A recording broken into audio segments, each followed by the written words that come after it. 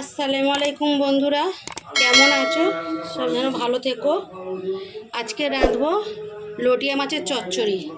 আগের ভিডিও আমার ছিল লটিয়া মাছের ঝাল, এটা হবে লটিয়া মাছের চচ্চড়ি। 1 কেজি মাছ আছে এখানে।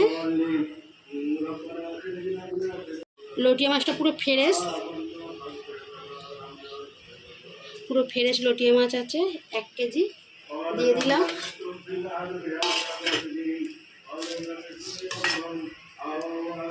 দিয়ে দিচ্ছি একখানা পেঁয়াজ কুচি,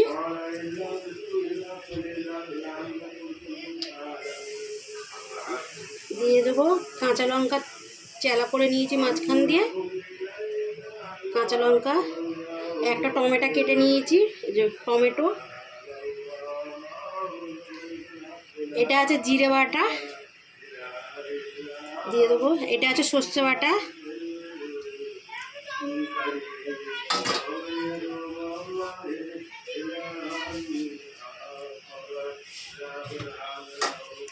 এটা আছে আদা বাটা। মিক্সিতে অল্প অল্প পেশা হয় না, শিলের মধ্যে পিষেছিলাম।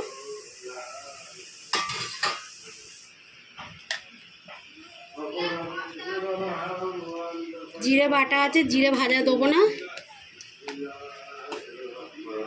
ধনের গুঁড়ো, ভাজা ধনে,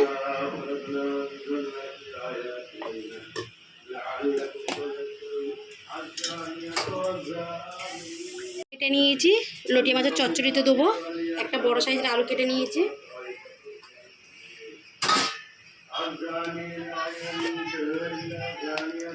1 চামচ দিয়ে দিলাম হলুদ,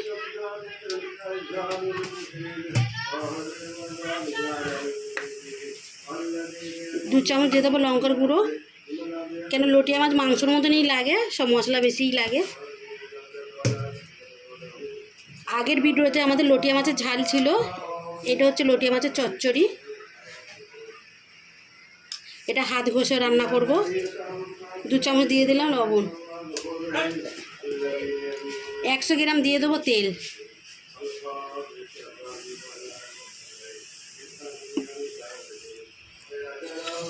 দিয়ে ভালো করে মাখবো।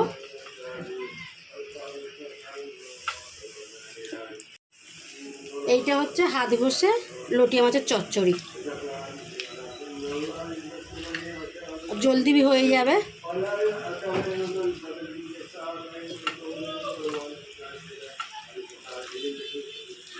লটিয়া মাছ হচ্ছে মাংসর মতো মশলা লাগে, তবে টেস্ট বি লাগে।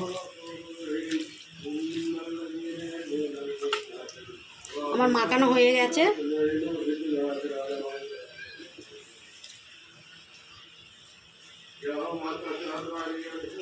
এগুলো দিয়ে দেবো সামান্য জল, কেন লটিয়া মাছের জল বেরোয়। হাতটা ধুয়ে খালি জল দিয়ে দেবো। এবারে ঢাকা দিয়ে বসতে দিলাম। অল্প করে জল দেবে, কারণ লটিয়া মাছের জল ছাড়ে।